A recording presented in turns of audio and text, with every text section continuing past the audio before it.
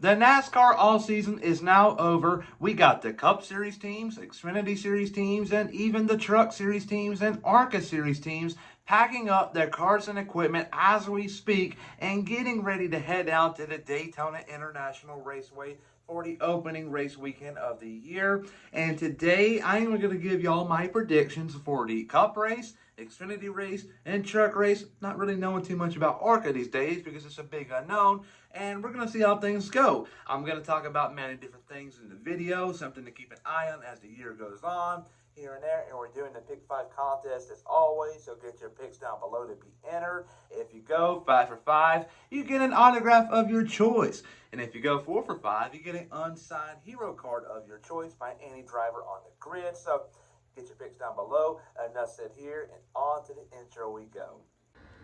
I'm Chase Briscoe, driver number 14 Ford Mustang for Stewart Haas Racing, and you're watching William Blackwell on YouTube.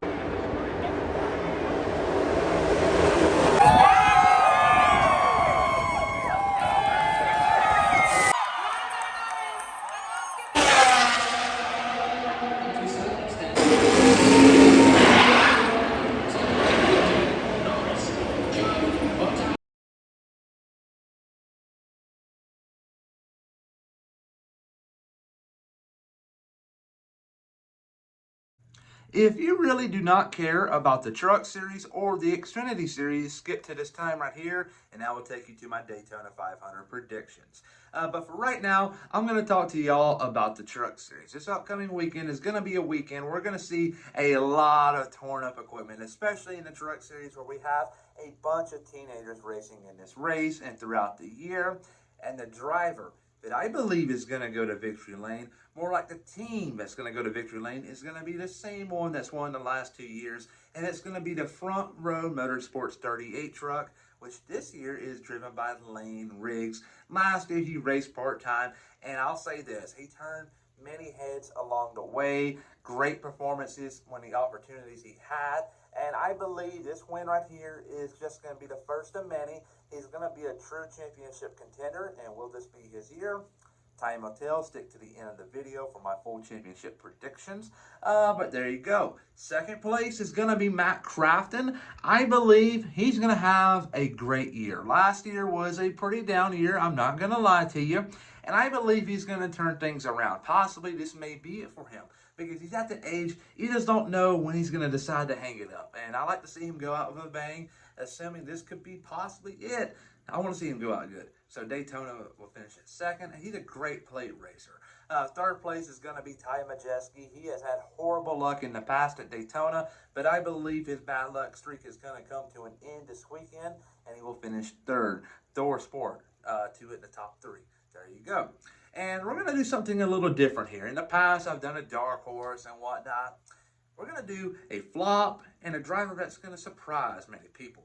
The surprise is going to have to be Stewart Friesen. In the past, his luck at Daytona has been horrible, but when he has been cleaned in a race, he's actually been up front before he's been taken out. So if that makes sense, I believe this time around, he's going to have the luck, not get caught up in a big wreck. He's definitely not going to win the race by any means, but a top 5, possibly more than likely a top 10, is definitely on the table. And my biggest flop is going to be Corey Heim. I just got the feeling, whenever you go to Daytona, it seems like the drivers that are always dominant throughout the year are obviously going to be up front in the race. And when you're up front in the race, that's more than likely going to be the spot where these big crashes start. And I believe Corey Heim is going to be a victim in one of those big wrecks, and he'll be taken out of the race. So he is my flop. So now on to the Xfinity Series. Now we're going to talk about the Xfinity Series, a series that I believe it will produce many exciting moments of the 2024 season like it did last year in 2023. Winning the Daytona race for the Xfinity Series is going to be the 21 car of Austin Hill. I believe Austin Hill can make a legit championship run in the year of 2024, and here's why. We go to Phoenix at the end of the year, and one of the dominant cars in the last so many years has obviously been Joe Gibbs Racing, and last year they had John Hunter Nemechek, and He is no longer in the Xfinity Series, and they got Sheldon Creed, and they got Chandler Smith, and they make Joe Gibbs Racing Machines right now. And let's be honest here, I don't think they can make a championship run with either of them drivers, so let's mark them out. You got Cole Custer, who won it a year ago, and I believe Austin Hill got better, and RCR got better this offseason. They're going to bring the fire with them. They're going to bring the heat, if you will. And I believe they got the chance to make a true championship run. And he's going to win Daytona for the third year in a row. And runner-up to him is going to be A.J. Allmendinger in the 16 car. Last year, ran in the Cup Series, got a win at the Charlotte Roval. And that race win, let alone, is going to give him the utmost confidence heading into the 2024 season. And I believe he's going to pick up many race wins. Third place is going to be Sam Mayer. Last year, Sam Mayer came into the 23 season with a lot of question marks surrounding him because he had a Junior Motorsports lineup at the time with Sam Mayer in the 1, Justin Allgaier in the 7, Josh Berry in the 8, and Brandon Jones in the 9. Brandon Jones had an up and down career so far leading up to that point, so he obviously had question marks himself. Justin Allgaier was a proven driver. He has done well in the past, and same goes for Josh Berry. And I'll say this, Josh Berry had a abysmal 2023 season. He had a lot of attention on the Cup side of things, filling in for injured drivers like Chase Elliott and Alex Bowman. And then he got the nod to drive the 4 car this year in the Cup Series in replace of Kevin Harvick. So Josh Berry had, I'll say, a distractful season more like. Allgaier picked up many race wins, but Sam Mayer, he cracked in the summer. He did really well after that point, after he got his first career win at Road America. And I believe he is a true championship contender, and he will finish third place in Daytona. Now, my big surprise is going to have to be the 28 car of Kyle Sieg. Kyle Sieg always manages to find himself in the right place at the right time at these super speedway races. And I'm not going to say he's going to go out there by any means and win this race, but he's going to be in contention for a top 10 finish, in my opinion.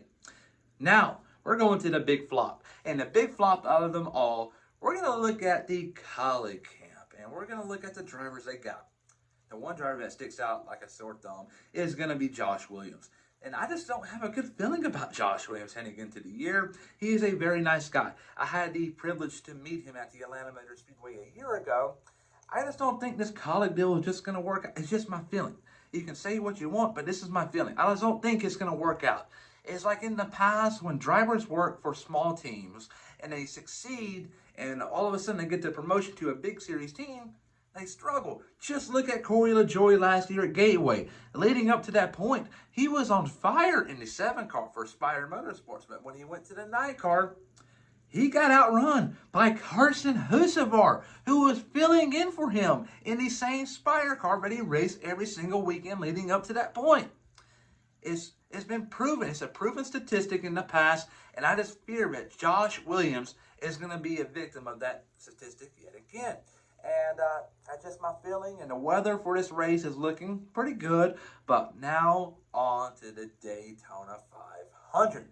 We got the Xfinity Series and the Truck Series out of the way, and it's now time to talk about the Cup Series race at Daytona, also known as the Daytona 500, the best race of the year. So let's talk about it. And for the biggest flop of the Daytona 500 race weekend, I got it being the 9 car Chase Elliott. And like the analogy I gave earlier with Corey Heim in the Truck Series, it seems like whenever you go to the super speedway races, the drivers that are usually up front throughout the year are up front at these races, and they're one of the first ones to be taken out in the big wrecks. And I believe Chase Elliott will fall victim to that statistic yet again. And then for the biggest surprise, it is going to be the 21 car of Harrison Burton. Last year at Super Speedways, he took a big swing, I guess you can say. He was much more competitive, took more risk, and I believe this time around in Daytona in 2024, he's going to have a great day. Top 10 definitely. And I believe he's going to hush a lot of people up this year in 2024. Because right now, remember, we're heading into the year where a lot of people are criticizing the Wood brothers and Roger Penske for keeping him on for yet another year. I believe he's going to prove them wrong. Mark my word. And then for one of the bold predictions for the race weekend, I got it being that we will see at least one flip occur. And we saw last year of Ryan Preece in Daytona. That was a horrible wreck. And I just believe, as bad as it sounds to say that we're going to see a flip, it's just that the next gen car, it is so vulnerable when we go to these super speedway races that it's going to blow over at any point. As soon as the car gets turned around at full speed and just gets hit by the slightest of margins on its nose, it gives it so much air underneath it in the rear, or it just starts to flip over. It's just the way the car is designed. There's really not much to do unless NASCAR changes everything, which I highly doubt. But that's just the reality we live in. With the next gen car, they're easy to flip over. And now we're going to go to the top three. The top three is going to be very interesting because I got Denny Hamlin winning the Daytona 500. He has been really competitive in the past at Daytona, picking up multiple race wins. And I believe this time around, this is it for him. Second place is going to be the 12th car, Ryan Blaney. He won the championship last year, and I believe this is his time around to get a second place yet again. Then Bubba Wallace will be third, and I believe he's going to be the reason why Denny Hamlin wins this race. And it's going to be an interesting decision for Bubba Wallace. Either you let your boss win the race, or do you let your best friend win the race? He's ultimately going to pick the safe option here and pick his boss, which will be Denny Hamlin. So overall, we got Denny Hamlin winning the Daytona 500. Ryan Blaney coming home in second place. Third place would be the 23 car of Bubba Wallace. And my biggest flop of the race weekend is going to be the 9 car of Chase Elliott. And big surprise of the weekend is going to be the 21 car of Harrison Burton. And the weather for the Daytona 500. Let's talk about it. It's kind of depressing and sad to talk about, because whenever we start off a NASCAR year, us fans get a little too hyped up, in my opinion, for the race, and we don't really look at the weather. And I just happened to take a look at the weather before making this video, and it does not look good.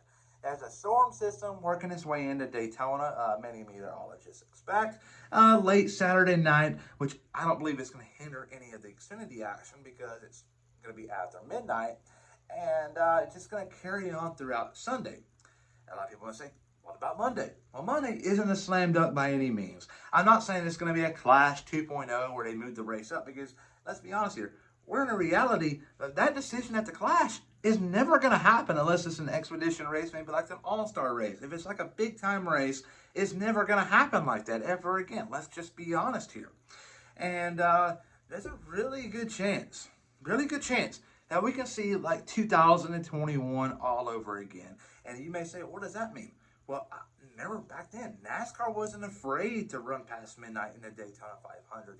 They knew that the numbers for the big race was going to take a little dip, but they wanted to get the teams done, sent back to Charlotte, North Carolina, because you got to remember, the teams are going to be here for the whole entire weekend, and they want to go back home at some point, so they're going to probably push the envelope here this weekend in Daytona, maybe run the race real late, but time will tell. But that's who I got winning, Denny Hamlin.